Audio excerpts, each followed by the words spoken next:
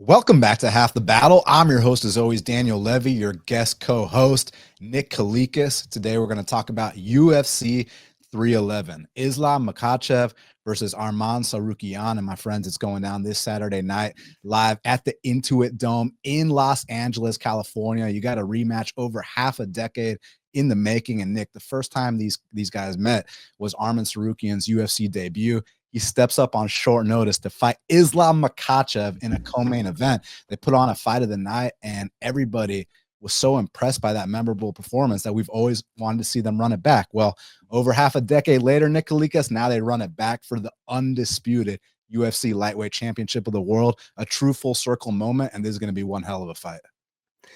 I can't wait. It's been about time. I knew that this fight would take place probably for the championship. I kind of had those vibes a few years back because these are two of the best lightweights in the world. I mean, if you're looking at the overall skill set, these guys can get it done anywhere the fight takes place. They just match up so well together. So I love this fight, man. This is definitely one of my favorite, I think, pre-fight at least, one of my favorite all-time lightweight matchups. And that's saying a lot because you know how deep this UFC lightweight division's been. And not just now, but historically speaking, this has always been the Shark Tank of the UFC. So, Nick, let's not waste any time. Let's get right down to business, because in the main event, we got the champ, Islam Makhachev. He's minus 410, taking on the challenger, Arman Tsarukyan, who's plus 310.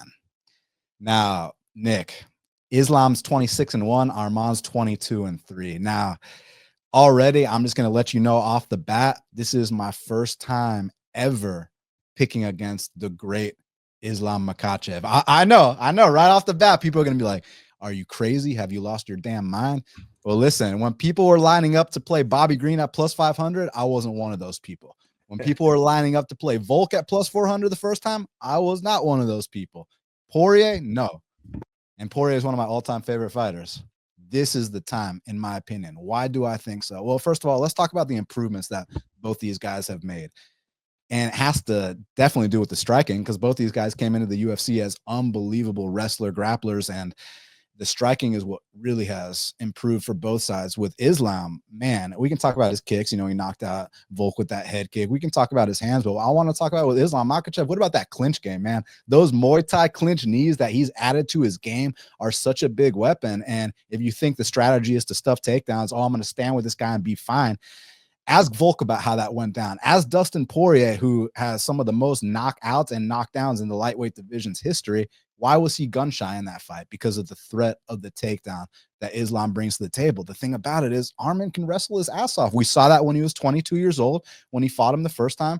And we see that nowadays as a 28-year-old grown-ass man, that he can do the same thing. I think that he can match Islam in the wrestling. I mean, listen, my biggest thing with Islam right now is that I think that he's salivating at the thought of moving up to 170 pounds. This is what I've heard from people close to him, people in his camp. Like, everybody's talking about how Islam can't wait to go up to 170 pounds. And I get it, because these last few performances at 55, minus the one where Volk took it on a week notice, the first Volk fight and the Poirier fight showed me that, not that Islam's on a decline. I would never disrespect one of the greatest fighters in the UFC currently and one of the greatest fighters of all time like that and say that he's on a decline.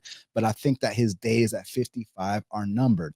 Dustin Poirier stuffed 11 takedowns. Alex Volkanovski stuffed 5 takedowns the first time. I think that Arman Tsarukyan can keep this fight standing, and I think he can have a lot of success on the feet. I think he's got very, very hard kicks. We mentioned how Islam's been developing some knockouts. You saw that head kick knockout. What about what Arman just did to Beneil?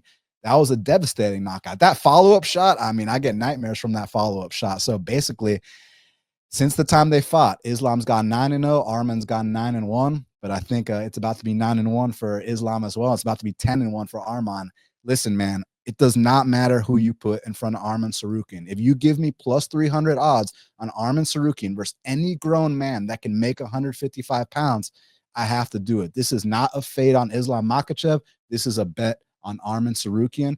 And one more thing, this fight being in Los Angeles, California, firstly, shout out to all our friends in Cali that were dealing with the fires. Our thoughts are with you 100%.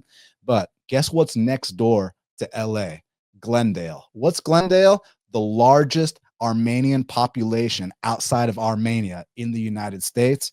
I think there's going to be a celebration on the streets of Glendale. I think Arman Tsarukyan's bringing that belt home. So, and new, baby. I got plus 305. Let's get it. Wow. That's a bit surprising, to be honest with you, because you know how many people are going to be on the other side of that, putting him in parlays and just thinking that this guy's invincible. But I agree with you, dude. I bet him the first time. I bet him in his debut against Makhachev, and it was close. Like Makhachev deserved to win that fight. He edged it out, but it was a great battle, and I knew they would see each other again.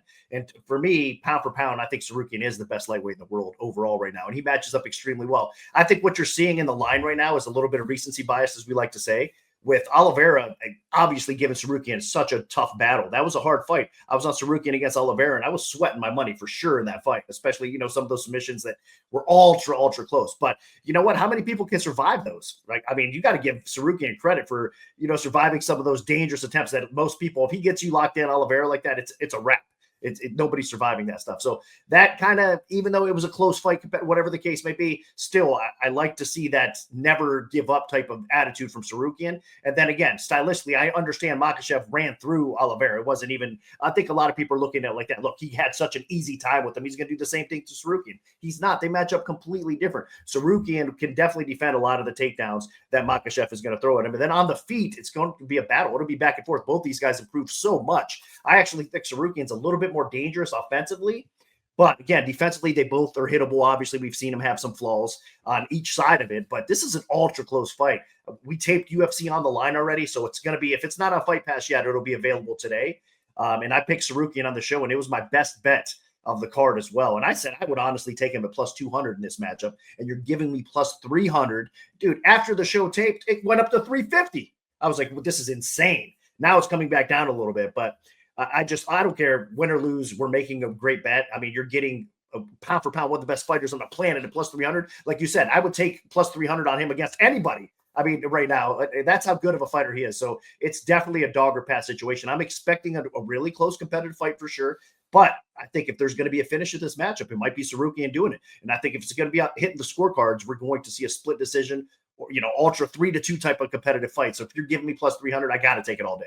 All day. Yeah, and you mentioned the Oliveira fight, and I'm really glad you did. Both Oliveira fights against Arman and against Islam. When Oliveira fought Islam the first time, dude, Islam was minus 165. Go back to my show. I said that's the discount of the century. You have to take Islam at minus 165 against Charles. But why was he only minus 165 against Charles, and now he's minus 400 against Arman Tsarukyan? I just think those odds are off. And to your credit, you mentioned how Charles gave Arman a tough time, and he did. That I'm not going to debate that, but I'm also not going to debate the fact that Charles only had 2 moments of success in a 15-minute fight. He dangled off his neck twice. Arman survived. And then what else did Charles do? Not much. He basically got grinded out, and he got outstruck 3-1 in that fight. So that was only a split decision, because when Charles, he was going for that Darshok and he's sticking his tongue to the crowd, making the visuals, but he's got incredible submission defense. He does. But more importantly than anything, again, I know I have to repeat myself on this. This is not a fade on Islam Makhachev, who I think is not just one of the greatest lightweights of all time. By the way, that's not an opinion, Nick. He is one of the greatest lightweights of all time. He currently is tied with BJ Penn, with Benson Henderson, with Frankie Edgar, with 3 title defenses. Now, the Frankie Edgar one just depends what you consider the Gray Maynard fight. That was a draw, because some people consider a title retention, which is slightly different than a defense, but we can debate that some other time. But bottom line, he's in there with the greatest lightweights of all time. If he wins this fight, he breaks the record for most lightweight title defenses with 4. So that would be incredible in a division, like we said, that had BJ Penn, that had Frankie, that had Benson, et cetera, et cetera, et cetera. So he's right up there. But man, Dustin Poirier pushed this man to his brink, and Dustin Poirier was 1 fight away from retirement. I love Poirier, one of my all-time favorite fighters, but that Poirier that pushed Islam was not a prime Poirier at all. Volkan, the first fight, what was happening in that 5th round for Islam? All I'm saying is that Islam is not invincible, and he should not be minus 4 something here. I'm not saying he's going to lose. I mean, I'm betting that he's going to lose, but I'm not definitively saying it.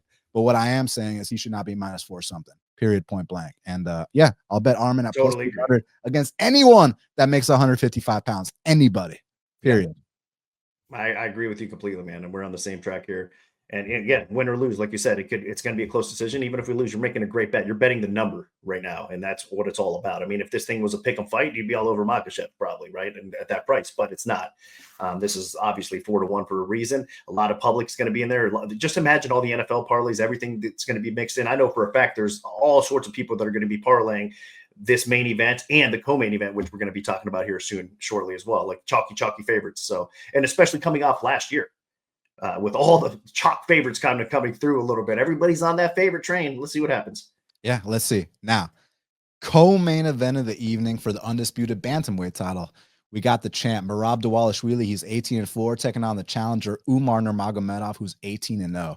Currently, here's where things get interesting, Nick. They got it. Umar Nurmagomedov, minus 350, the comeback on Merab Dvalishvili's plus 275. You take this one first, man, because kind of like the first fight, I kind of think the odds are a little interesting, but one of the big difference I have is that I think that Arman is more well-rounded than Merab. What do you think about this matchup? 100%. I mean, out of the two, I would rather bet both dogs. I think it's a dog or pass situation in these fights. So Merab it is a dog or pass situation for sure. But if I, obviously I like the Tsarukyan side a little bit better than the Merab side because of the stylistic matchup here again. And from what we've seen from Umar, man, I'll tell you what, that Sandhagen fight was a prove it to me fight. He proved it to me. There's no question about it. Sandhagen was prepared to as much as he possibly could be, I think, against Umar, and Umar was still able to implement that game plan. His striking looked off the chart. So, I mean, how he matches up with Merab here, I mean, he should have the striking edge. He's longer. The wrestling, the grappling should neutralize each other out, you would think, a little bit here. So I understand why he's favored. And this guy's a phenom. He's a special fighter. But on the other side of it, Merab's a special fighter, man. Look what he's doing to the likes of Jan. Look what he's doing to everybody that he's beat as of late, even the Sean O'Malley fight. I mean, this guy, he's beating everybody that's put in front of him. And not only that, he's making them look human. He's making great fighters look like you're not ready you're not ready for this level. That's the kind of pace. That's what kind of pressure. That's what kind of toughness. That's what kind of mentality, Merab, everything across the board. You're getting Merab at this crazy price right now as well, like almost 300. What, it's 275, 60s, 270s out there. Well, you have him on there at 275 right now as well. Yeah, on the screen. So exactly, I think it's a dog or pass situation. Even though Umar again should be favored in this fight, we're talking about the betting line here, and I think Merab is going to test Umar. I mean, if he doesn't get him out of there early, this is going to be a grueling fight. And if it's a scorecards, I wouldn't be surprised if it's a Merab win. Yeah, this is such a tough fight for me to call. Again, from a betting perspective, I see what you're saying, man. You get these odds on the champ versus anyone. I can see why someone would be tempted. It's just scary for me when the guy on the other side is Umar Nurmagomedov. And I get it. He hasn't fought the best level of competition minus Sandhagen, but if you can land 100 significant strikes plus 5 takedowns on Sandhagen in a 5-round fight, hey, man, clearly you're legit. So, like, 100%. I think it's a tough matchup for Merab on paper, man. Because like Merab putting up all those insane takedown numbers, which he attempted near 50 takedowns on Peter Yan, which is like unheard of, which is crazy. I just kind of see that being a tough strategy against Umar. I think Umar can keep this fight upright. And then on the feet, we've seen Merab almost get knocked out by Cejudo, almost get knocked out by Marlon Moraes, get hurt badly to the body against O'Malley in that last fight. I think that Merab's got some serious vulnerabilities on the feet.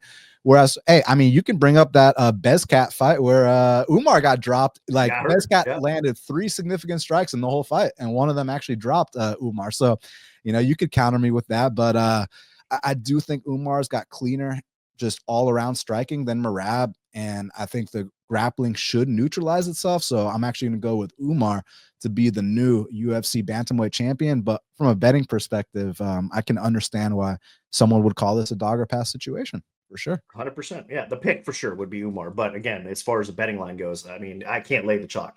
It's one of those things. You're laying the chalk against somebody that has a chip on their shoulder and somebody that's done. Like I said, he's made great fighters look like mortals. I mean, just unbelievable. So it's hard to put your money against a guy like this. He's burned me in the past. I faded Merab a couple times. I thought, okay, this is going to be a tougher matchup for him, and he's come through. So for me, I just can't lay the chalk against him right now. Yeah, for me, it's a pass altogether. I just don't want to have action against either of these guys, to be frank with you. Like, I know someone's gonna be like, well, how could you have action against Islam Makhachev? I just view that as a completely different matchup. I think Islam's shown that he needs to move up to 70s, a little bit of vulnerability, whereas I haven't seen that same thing from Umar. Like, Umar is currently a young kid who's trying to reach his goal, whereas Islam's already accomplished his goal and then some. Islam's already changed his life. 3 title defenses, like, come on, man. Whereas Umar, he's still hungry to get that belt. I'm gonna go Umar, but yeah, it's tough, man. I'm sitting this one out. I'm not betting against Merab, and I'm not betting against Umar. Let them settle their differences. And then also, Nick, when you get this much heat on a fight, I try not to look into that stuff, but oftentimes they don't want to lose to each other at all, so they don't take as many risks. Now, that's not always the case. It was the case when Rashad and Rampage fought. They had the best buildup ever, and then the fight absolutely sucked. It was the case when Manel Cap fought Makhachev. The buildup was incredible. They're fighting outside, the octagon as many times as they can. Then when it comes time to fight in the octagon, they stare at each other.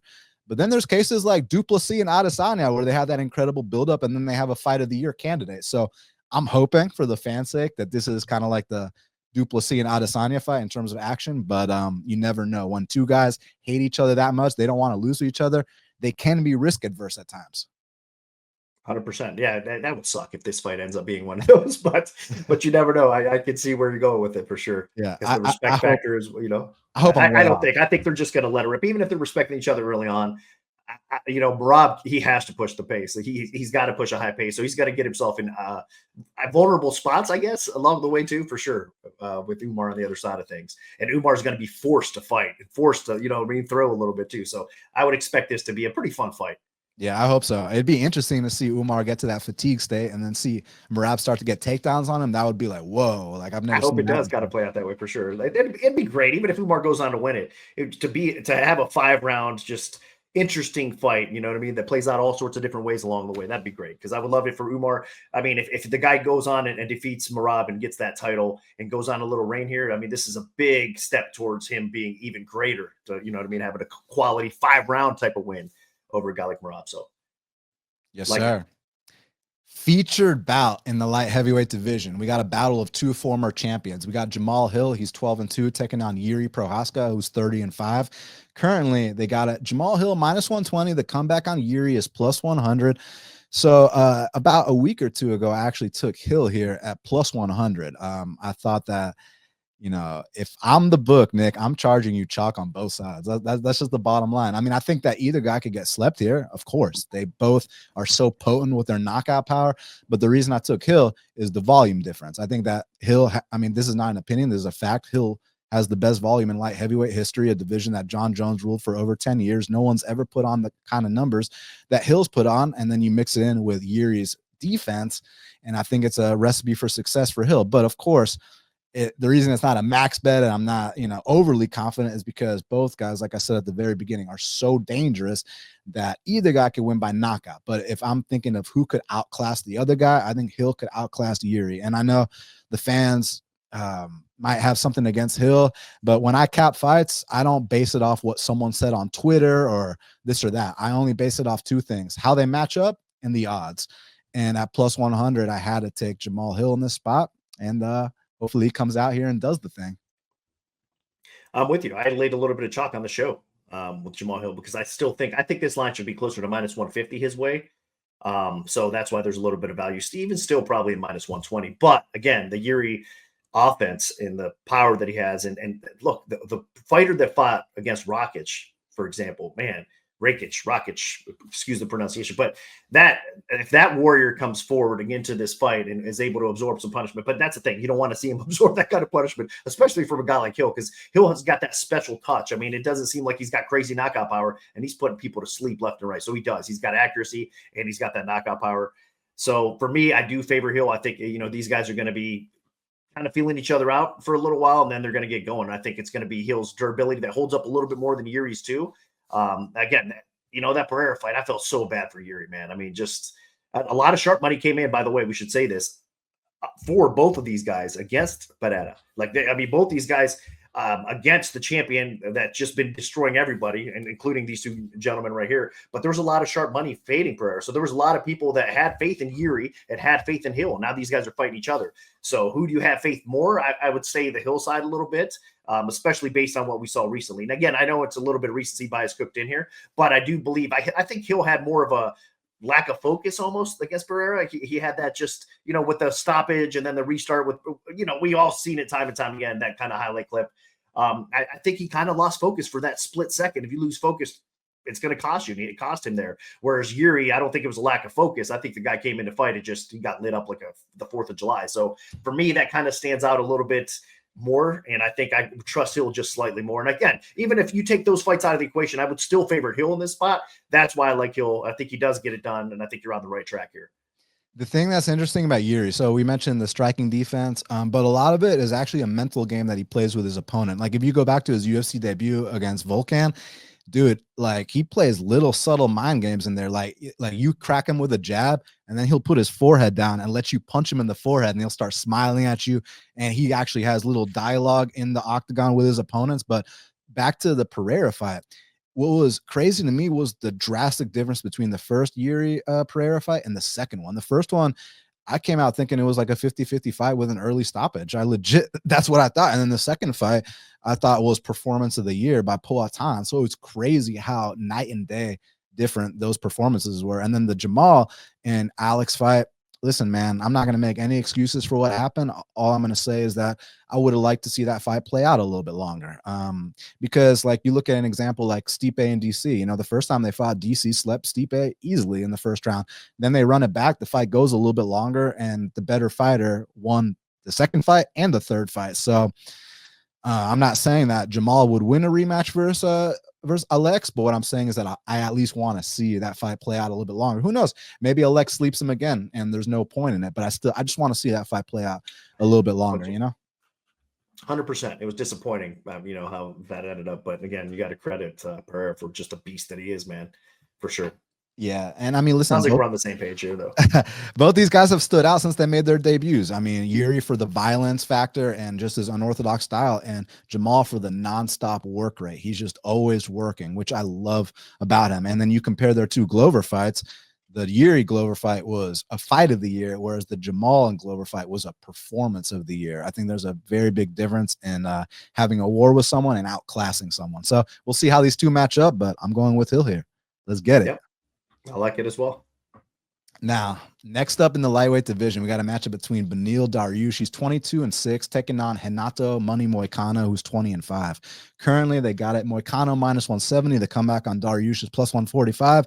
Now, Nick, talk to me. Is this recency bias because, you know, a year or two ago, these odds wouldn't be the case, or is it simply a matter of the lines adjusted because Moicano is catching Beneil at a great time? I think a little bit of both. But it's definitely some recency bias mixed in here. A lot of the hardcore fans, they do know who Dariush is, but a lot of the newer fans, a lot of the casual fans do not know who Dariush is. This guy, I mean, he went on an incredible 7-8 fight win streak in this weight class. I mean, he was knocking on that title door, and he has all the skills that you want in a fighter. He's got good underrated striking. He's effective with his striking. And of course, his ground game, his wrestling, the ability to take the fight to the floor. And then once he gets the fight on the ground, he's able to have his way with most, as we've seen time and time again. So he is a problem for anybody in this weight class for sure. But Moicano, of course, with his popularity, you know, he's had some tremendous performances. He's been in the spotlight a lot more. And he's just more popular for sure. So I think automatically the public and the casual fans are going to be all over Moicano here, but this is a dangerous spot. You know what? You could say the chin factor for Dariush. Look, the Moicano doesn't have a great chin either. So I think whoever lands that first clean punch will really hurt the other person here. And then on the ground, if anything, I favor Dariush here. I know Moicano has a great jiu-jitsu game. Don't get me wrong, but I still think he'll probably be on his back. If anything, if the ground game ends up happening here, I think it's Dariush getting top position and probably out wrestling him, grinding him out a little bit as well. So I think it's a dog or pass situation here too. Of course, I'm afraid and worried a little bit, concerned, I should say, rather, about the durability. But again, I would rather be on the Dariush side. He's got more upside, I think, in this fight here, because Moicano has some durability concerns in his own right. So even though he's able to survive sometimes and still get the W, I just think Dariush is being severely underlooked here. So I can't lay chalk against him here. I think it's a dog or pass situation. Yeah, and I mean, I get where you're coming from, and I know a lot of people are going to say, well, Dariush's kryptonite is big power, and Moicano's got 0 knockouts on his record. Well, if you look at the Turner and Benoit Saint-Denis, I know it officially says that those are knockouts, but one was a ground and pound TKO, and the other one was a doctor stoppage. So officially, this guy's got no knockouts on his record. However, that could be a little bit deceptive too, because if you go back to his fight with Cub Swanson, he dropped Cub Swanson with a jab. If you go back to his fight with Calvin Kattar, he lit up Calvin Kattar on the feet for 3 straight rounds. So I think that although he hasn't officially, you know, knocked someone out per se, I don't think that's off the table here. Beneil's been talking about retirement, which kind of scares me. Now, granted, Beneil has taken a full year off, which I love, but he also took a full year off after the Oliveira fight, comes back against Tsarukyan, who's also not really known for knocking people out with one hit. And man, that follow-up, oh my God, that was one of the most devastating follow-ups I've ever seen. I get exactly why Dariush is talking about retirement. So here, yeah, if this was a prime Dariush, I would 100% take Dariush in this spot. I mean, because he's shown he can scramble with the best. He scrambled with Carlos Diego, who's on this card. He scrambled with Gamrot and won. He scrambled with a lot of guys. I actually at one point really wanted to see Beneil versus Islam. They were scheduled to fight. I don't remember why it didn't happen, but I would have loved to see that. But now, oh yeah, and then one more thing I want to say about Benny. Benny's a guy that had a 5-fight win streak in the UFC, and then unfortunately had the setbacks to a couple people, then had an 8-fight win streak in the UFC and never got his title shot. Why? Because every single time he got on the mic, the last thing he would ask for is a title shot. So I recently heard an interview with him saying how it's always been his dream to fight for the title. And I was like heartbroken hearing that, because it's like, bro, every single time you've got on the mic, you've never once mentioned, like, if you would just go heel for one fight, you would have got your title shot, and you wanted to be the nice guy. It's unfortunate, man, because he does seem like a really good guy, but I kind of feel like he blew it from that perspective, dude. Yeah, like, you had a 6-fight win streak, nothing. 7-fight win streak, nothing. 8-fight win streak, nothing. All right, then you get knocked out by Charles and Arman. Now it's never going to happen. I think Moicano beats him just based off confidence, just based off wanting it more. And I think that this is going to be a drop-off performance by Benny. I wouldn't be surprised if Benny goes the distance with Moicano. Yeah, Moicano's not known for knocking people out, but I think that Moicano is going to have more of a will to win, is going to push harder, and I think he's just going to simply put up better numbers than Beneil. And someone could get finished, but I think most likely Moicano wins a decision here. So I'm going to pick him as the favorite in this spot, actually. Wow, I like it. I like it. Like I said, I wouldn't be surprised if he wins this fight, but I just can't lay the chalk in this spot. So for me, it's more about the number right now. I don't have that much faith in Moicano against just talented, ultra talented Dariush. Again, if his durability holds up, he can be in there and fight with anybody. So I'm looking forward to it. What another great fight, man. This card's pretty stacked. This card's great. And it doesn't stop there, because the first fight on the main card in the middleweight division, we got a matchup between Kevin Holland. He is 26-12, taking on Reiner de Ridder, who's 18-2. Currently, they got it. De Ridder -115, Holland -105. I got a bet here too. I took Reiner de Ridder about a week or two ago at +126. Listen, I'm on a fade Kevin Holland world tour. Ever since the Wonder Boy fight, I've faded him every single fight except the Chiesa fight. Because I didn't really have much faith in Chiesa, but I had faith in every other person that fought Kevin. And it's been a profitable angle, because every single person that fights Kevin is the underdog. So, yeah, I didn't win on Mikhail Oleksiejczuk, who actually dropped Kevin before he got armbarred. And there was one other I lost, I think maybe Ponzinibbio or something, but all these guys were underdogs. So the 3 that did win, Della Maddalena, Roman Dolidze, and there's MVP. We're all underdogs. So I'm profitable fading this man since the Wonder Boy fight. I don't know what it is, but I think that Holland is kind of transitioning to kind of just being, the new Cowboy Cerrone, minus the fact that he hasn't fought for the title before, minus the fact that he's not a top 5 guy like Cowboy Cerrone was. But what I mean is, anyone, anytime, any place, you can finish a fight standing on the ground, whatever the case may be. And if you're not quite ready for a guy like Kevin Holland, he's not just going to beat you. He's going to finish you and embarrass you. So Holland is definitely, like I said, if you're not on the level, he will expose that. But the thing about Reiner de Ridder, that debut against Mearshart, he literally did exactly what I need him to do here. What's that? He attempted 13 takedowns. Reiner, all I need you to do is attempt 13 takedowns here and you win the fight. I would be shocked if this guy attempted, I don't need him to really attempt 13. He probably just needs to attempt 1 or 2, but I would be shocked if this guy attempted the same amount of takedowns against Holland as he did against Mearshart and he didn't win this fight. I really think that Reiner's going to come out here, take down Kevin Holland, and the fight will be over shortly after. I think he's going to submit him. So, but I played it straight. Yeah. 2 units, Reiner de Ridder +126, already beat the line, did my job from that point of view. I am not going to bet Kevin Holland to guarantee myself a profit. I'm riding with Reiner de Ridder here. The fade Kevin Holland world tour continues, and I think we're going to cash another dog bet here. So take him down, please. I like it, man, especially the price. I think the plus money is the way to go there. It's hard for me right now to get on that de Ridder train because there's been so much sharp action that kind of adjusted the line accordingly, and it's probably more right now, obviously, than it was. So I like de Ridder here, and I think the ground game is going to be a factor. It's just Holland, and Holland also is more of a prize fighter right now, so you got to look at that. So you got a guy that's fighting for money and fighting because he enjoys to fight. and not really has title implicate or aspects or aspirations, I should say, get it out there. Title aspirations, where on the other side, Ritter really does have title aspirations. I think he wants to make a run towards that title and try to get a strap. So guys that are at two different points of their career, for sure. Fight IQ sometimes with Holland is frustrating as well. I think Ritter has better fight IQ, but make no mistake, if Holland stuffs some takedowns, it will get interesting on the feet. So that's why at the price point right now, do I want to lay chalk? Because this is going to be one of the toughest tests, I think, of Ritter's career for sure. Even outside of the UFC, he's fought some decent competition, but Holland is one of those special kind of gifted fighters that, you know, can pull out a win out of anywhere, even if with his dark jokes, whatever the case may be. This guy definitely is a finisher and he's capable. So for me at minus 115, I probably pass or stay away, but there is a lot of sharp action that agrees, and that seems to be the side. So I will pick Ritter. I just, no action for me here at all, though. Yeah, I mean, I get it. Ritter can be kind of goofy on the feet at times. But even with that awkwardness, like if you watch that Meerschaert fight, he didn't eat too many shots clean. It just looks kind of weird when he kind of exits the pocket with that chin up in the air, or he turns away. He does some goofy stuff for sure. But shoot. Do not bang with Holland. If he bangs with Holland, he deserves to get knocked out. But also, I think the size difference is going to be a massive factor. When you look at Ritter's only losses, they're at heavyweight against a dude who was undefeated at the time. And it's like Holland, like you were saying, the title aspirations come at 70s, not at 85s. And I think that him coming back up to 85s is kind of just like a lazy type thing, you know, get a money grab. So give me the bigger, hungrier guy who I got at dog odds, and let's get it. I like it. Now, next up in the light heavyweight division, we got a matchup between Bogdan Guskov. He's 16-3, taking on the newcomer Billy Elekana, who's 7-1. Currently, they got it Guskov minus 330, Elekana plus 270. So Elekana taking this on short notice. Initially, it was supposed to be Johnny Walker. I watched some Elekana tape.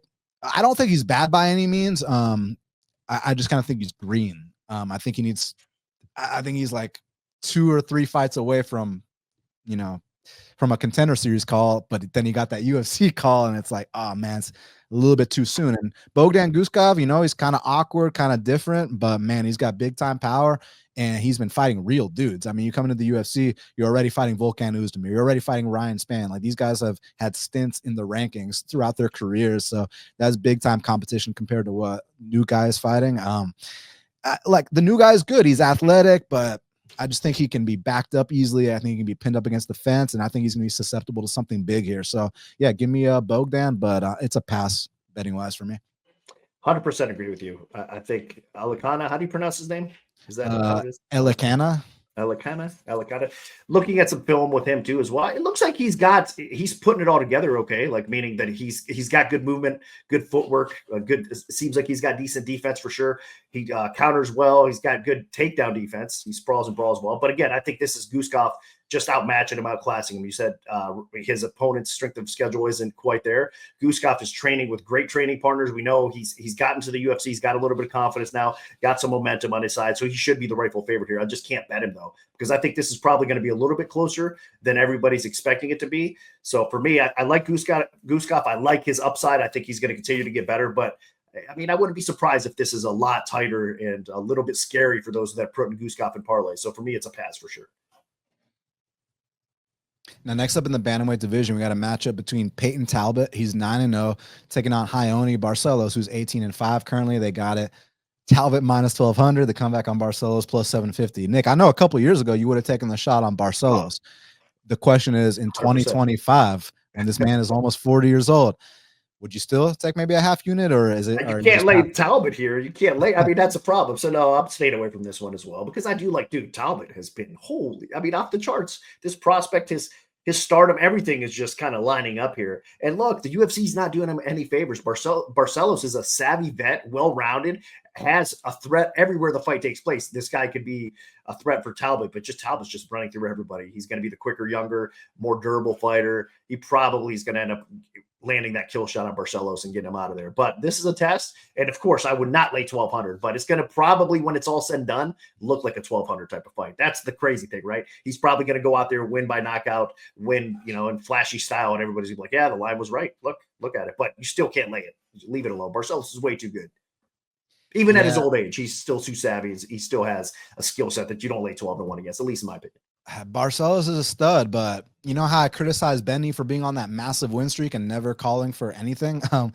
I criticized Barcelos. I know this is a tough criticism, but he had a Rafael Assunção fight booked, and Rafa pulled out, and Raoni didn't opt to wait for him. Instead, he goes and takes a very dangerous fight against Timur Valiev, who literally no one knows who that guy is, but he's a 17-2 Russian. Then he goes and loses a majority decision. And after that, he just hasn't been the same. And I thought he arguably won that fight. He dropped Timur twice in that fight. It was a tough decision. But like I said, that was the turning point. After that, he lost all momentum. Then the Victor Henry fight happened. The Trevin Jones fight, I was very happy about. That was easy money on Barcelos. But then the Umar, then the Kyler fight, then the Christian Quinones fight, and he won the Christian fight. But like, man, I feel like Raoni's taking way too much damage these days, and Payton looks like the goods. I mean, I don't need to tell you that a minus 1,200 looks good, but like, this guy's got the volume, he's got the power, he's got the swag, he's got everything. And y'all that are saying certain things about him, I think y'all are wrong, because I saw a reality show with him, like a dating show, and the kind of game he was spitting to these girls, I'd be careful. He might steal your girlfriend. So all the rumors, I'm just going to tell you, are completely false. But I'm going to go Payton Talbott here by knockout. Yeah, I like it. Now, next up in the heavyweight division, we got a matchup between Jailton Almeida. He's 21-3, taking on Sergei Spivak, who's 17-4. Currently, they got it. Jailton minus 420. The comeback on Sergei's plus 320. Both submission artists, but Jailton obviously higher credentials in jiu-jitsu. The line says that he's just going to come out here and mog Spivak. He's just going to take him down one time. The fight will be over shortly after. Do you view that as the case, or do you think Spivak might have something for him? Spivak's getting better, man. He's improving. And if this fight stays on the feet, obviously he's got the edge there too. So, I mean, no, it's another one of those over chalk prices that you can't. I think Almeida, again, when it's all said and done, all it takes is maybe a takedown or two. And the guy is just such a stud. He can get it done that way. But still, you can't lay 400 against Spivak here in this spot. Because, again, the improvements, even though it does favor Almeida on the ground, I still think that Spivak is going to probably show up and hopefully stuff a takedown or two, make it interesting. But man, Almeida, I mean, we've seen him take down the likes of Blade. So it's just hard to believe that this guy's not going to take down most people when he's, going after him. So that's why you're seeing the price where it's at. And then once he does get top position, I mean, at worst case, if he doesn't get the finish, he should be safe enough to not get, finished himself. So this is kind of a bad matchup, but I'm hoping Spivak can make this a little bit more interesting, stuff a few takedowns, and have some success on the feet. So pass for me again here. Unfortunately, pass. Spivak's come a long way, man. I mean, he's developed a really nice jab. I mean, he came into the UFC as just kind of like a one-dimensional grappler. I feel like he's become a well-rounded fighter. I like what I've seen from Spivak, but like you mentioned, Jailton just seems like he can take down literally anybody. He took down Curtis Blades. He took down Romanov like it was nothing. Romanov's got some real wrestling credentials, especially when Romanov's fresh early on. He can wrestle his ass off, and Jailton was just picking him up and slamming him, taking his back like it was nothing, choking him out. I'm like, damn. And I've seen Romanov in like pure grappling competitions look really good against some serious guys. So yeah, Jailton is obviously very, very skilled in his aspect. He's like a heavyweight Damian Maia, basically. And I think he's going to do the same thing to Spivak, man. I think he's going to take him down, and whether he chokes him out or rides him out, whatever the case may be. But yeah, obviously the Blades fight, that gave people a certain look. What happens when he doesn't just take you down right away? Well, he did take him down right away in that first round, but that second round, it started to get stuffed a little bit. Seemed like he panicked a bit. Hopefully he learns from that, but I don't think that Spivak has the same kind of hips as a guy like Blades. I don't think Spivak has the wrestling background of a guy like Blades. And ultimately, even though Spivak hasn't been taken down that much, a little bit here and there, the Olenek fight, I know you remember that Olenek fight. It was closer than the line indicated at the time. Way closer, yeah. And then the first Tybura fight, but he made up for it and then some in the rematch against Tybura. So there really isn't much of a sample size of this guy getting taken down. But like you said, Almeida seems like the kind of guy that can take down anyone. So I'll pick him as well, but I'm passing betting wise. Now, we do have a fight that just got announced between Zach Reese and newcomer Azamat Bekoyev. I'm going to break this fight down later on in the week because it just got announced like an hour ago, so I haven't had time to research it, and I'm not going to bullshit you guys. But let's move on to the next fight in the lightweight division. Next up in the lightweight division, we got a matchup between Grant Dawson. He's 22-2, taking on Carlos Diego Ferreira, who's 19-5. Currently, they got it Dawson minus 260. The comeback on Ferreira's plus 200. Another tough one because Ferreira, I mean, this guy's like a third-degree black belt. This guy beat Gary Tonin in pure jiu-jitsu.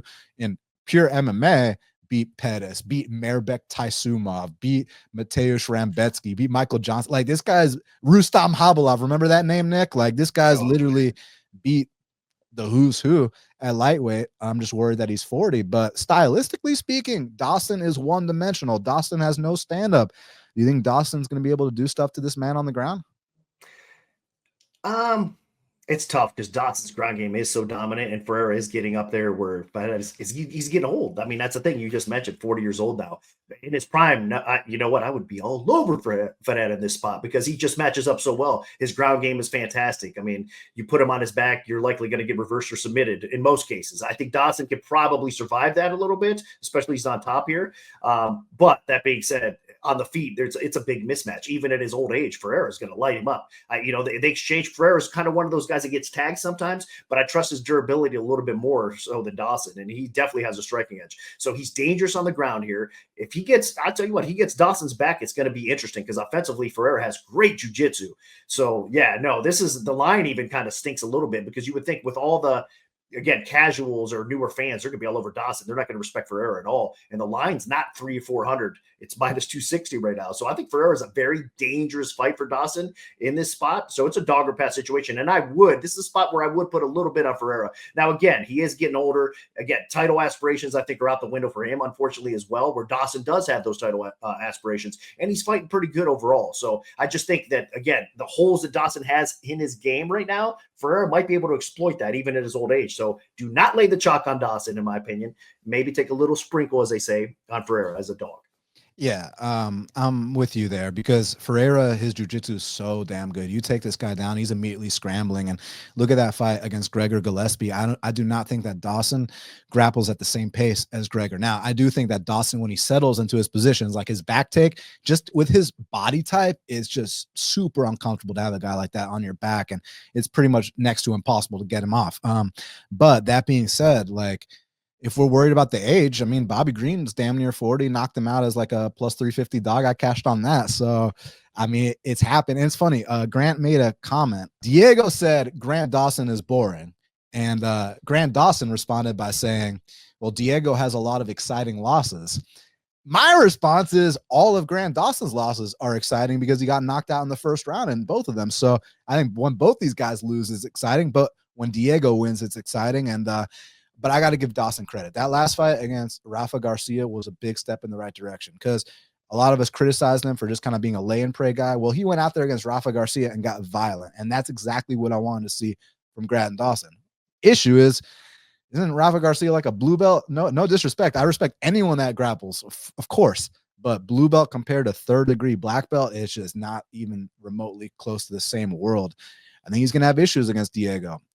Could the age come into play? Yes, and that's the worry. But besides that, I think Diego's way better on the feet, and I think Diego might have something waiting for him on the mat too. So I'm actually going to go Diego for the upset. Nice. Nick.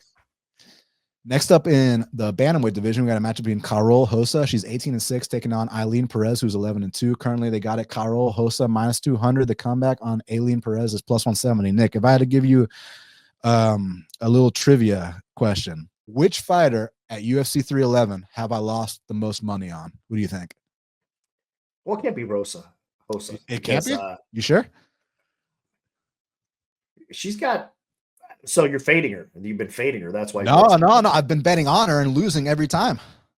Oh my goodness! Against Sarah McMahon, against Norma Dumont, against Irene Aldana, because her volume is incredible. You look at Karol Hossa's numbers, whether it's that most recent fight against Irene Aldana, whether it was her first couple of UFC fights, she's going over 100 significant strikes. She went 200 against Aldana. It's like, wow, I've never seen volume like that in my life. Against McMahon, first 2 rounds, it was very embarrassing. Didn't start stuffing takedowns until the 3rd round. I don't even remember how the Norma fight went. And then the Aldana fight, it looked like, man, we're busting this girl's leg up. We're really about to do it. And then she takes her foot off the gas. Oh, man.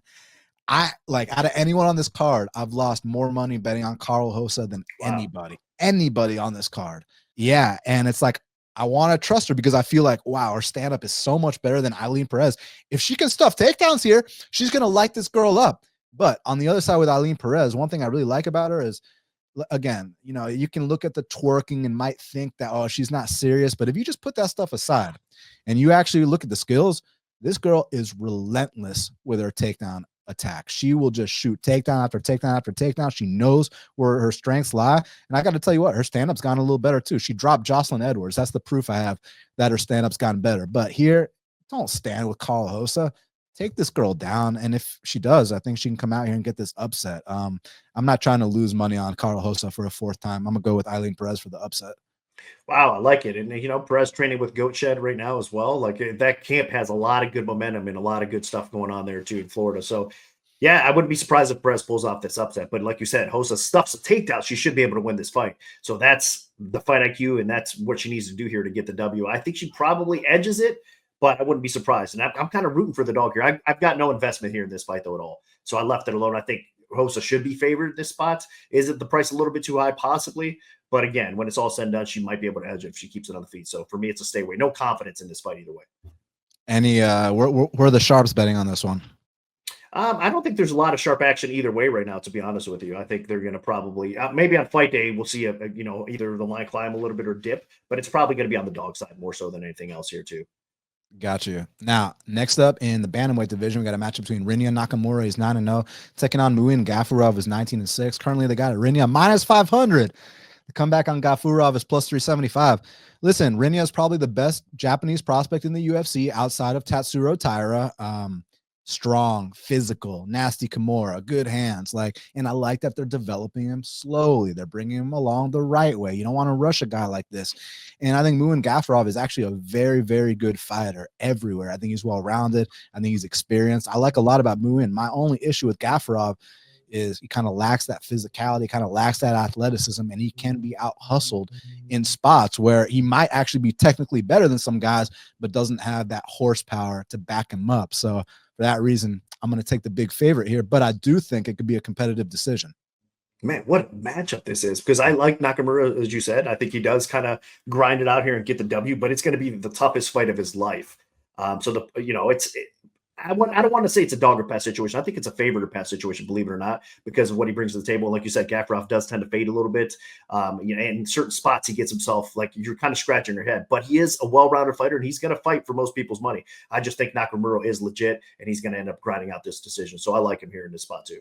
Now, Nick, I know I got to get you out of here in a second, but I'll talk about Turcios and Sopai when you leave. Just give a quick pick real quick. I like Sopai here. I mean, the price, again, is climbing a little bit Sopai's way. Turcios is such a stud fighter, meaning that he's going to fight, again, for your money, so to speak, because he's going to show up and he's going to give it his all. I just think he's outclassed here, even though Sopai, coming off that devastating, crazy, it was an amazing fight, but that knockout finish, he ended up on the wrong end of that. Holy cow. That could take years off of your career for sure, a devastating knockout like that. But Turcios isn't kind of that guy here, so I think this is a good bounce back spot. And I think Sopai is definitely legit. So I know I went a little bit long-winded, my fault about that. But I do think Sopai is the part, and we're going to see him continue to kind of climb, and he gets a W here. And last but not least, kicking off the card in the flyweight division, we got Tagir Ulanbekov. He's 15-2, taking on Clayton Carpenter, who's 8-0. Currently, they got it Ulanbekov minus 310.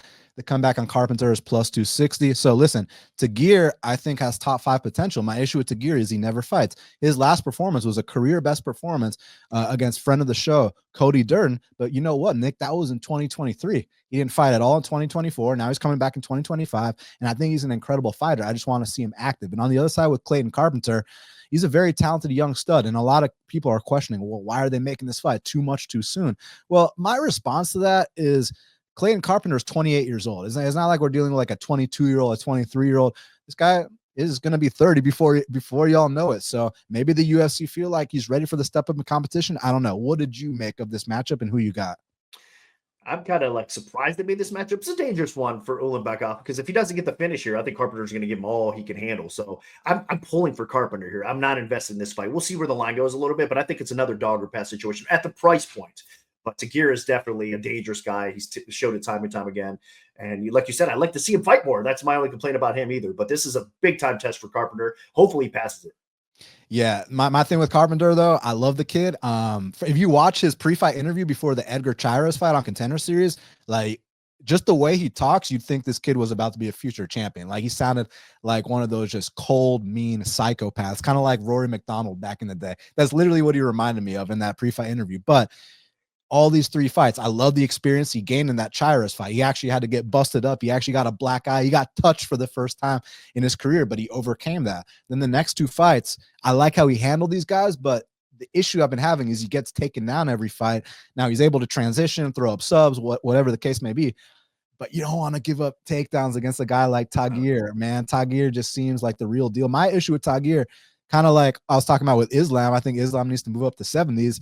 I think Tagir is having a tough time making 25s. If you watch that Durden fight, firstly, Durden is like a big 25er, and this dude was towering over Durden. And then there was a little issue. People think he may have used an IV. I don't know. Y'all can look into that, you know, little Band-Aid on his vein. Y'all can look into that all you want. But a year off, he hasn't fought. I don't know, man. I'm not convinced he makes weight, but I do think he's ahead of Carpenter at this point. So I'm going to pick him for that reason. And I'm going to also pick Sopai. Nick, I'm going to get you out of there on that note. I know you got to go. Thank you so much for taking the time to speak with me right here, right now on Half the Battle. The fans can follow you at Fight Odds, UFC on the Line on Fight Pass, The Gambler's Perspective on Fight Pass. I mean, if you're a fan of Half the Battle, you're a fan of Nick Kalikas, y'all know where to follow him. Nick, thank you so much for your time. No problem, man. Thanks for having me. And let's have a great year, 2025. Let's get some dogs, man. Too much chalk last year. So let's grind out some dogs this year. So regarding Tercios and Sopai, man, I've never been a fan of Tercios. Just not really, just don't like his style. You know, the making noises, but not a lot of action. And yeah, he is a vet, so I respect that. You know, he did come up the hard way. But Bernardo, on the other hand, actually looks like a real prospect. And some of those knockouts he was getting on his regional scene were very, very impressive. Dudes were getting face planted. And, you know, it's unfortunate what happened to him, but I think that Lock Dog is an absolute stud, man. Lock Dog, like, that shit is going to happen when you fight a dude like Lock Dog from time to time. And as you can see, Lock Dog is about to go fight Saeed Nurmagomedov. So I just think that that was really just a terrible matchup for, well, not even terrible matchup, but just like, in a fight like that, anything can happen when you have someone as dangerous on the other side. Whereas here, there's not really much of a threat from Tercios. He's just an experienced guy, but I don't think his experience is going to overcome the physical attributes and just the talent and raw skill of Bernardo Sopai. So for that reason, I'm going to take him to win the fight as well. So guys, let's talk about the fight to watch and the fighter to watch. So what is the fight to watch for UFC 311? Well, first of all, shout out to the band 311, you know, one of my all-time favorite bands. And shout out to the UFC for using a 311 song, You're Gonna Get It, on the promo for this card. I absolutely love that. It really, really made me happy. So listen, guys, the fight to watch besides the main event, besides the co-main event, you guys know exactly what it is. It's the light heavyweight showdown between 2 former champions, Jamahal Hill and Jiri Prochazka. The bottom line is that these 2 are going to stand and bang until someone hits the deck. And the way that these 2 deliver their knockouts, people don't just hit the deck. They go to sleep. You got to bring in the smelling salts. You got to bring in the stretcher. You got to put the flashlight in their eye. And that could very well happen to one of these 2 on Saturday night at UFC 311. So for that reason, Hill versus Jiri is my fight to watch. Who is my fighter to watch? I'm going to go with Reiner de Ridder. Listen, I've been talking about my fade Kevin Holland World Tour. This guy's got the chance to come in here, get back-to-back wins, possibly finishes over Gerald Meerschaert and Kevin Holland back-to-back. And all of a sudden, you're a player in the middleweight division. I mean, you beat Kevin Holland. It elevates your profile to that next level because everyone knows who Kevin Holland is. And Reiner de Ridder was a star, you know, over season 1, but now he's got to make his name in the UFC. And I think this is the perfect opportunity for him to do so. So Reiner de Ridder is my fighter to watch. Well, my friends, we did it. It's going down this Saturday night live at the Intuit Dome in Los Angeles, California. I want to thank you all so much for all your support. Huge shout out to all the fans. Please smash the like button. Leave me a comment, subscribe, share if you feel so inclined. I'm truly grateful for all your support. You can catch me on the Die Hard MMA podcast with Clint on Tuesday. You can catch me on Wager Wars with my boy Cody on Friday. And then I'll also be dropping more content throughout the week. I'm going to do a solo breakdown later on, so I can also break down the Zach Reese fight against the Russian that I didn't cover today because the fight just got made like 30 minutes ago. So I'm going to cover that. But the main thing I wanted to do was thank you all for all your support and everyone that's been with me from day one or to now, whatever the case may be. I am truly, truly grateful. Thank you all so much. And until the next time, let's cash these bets.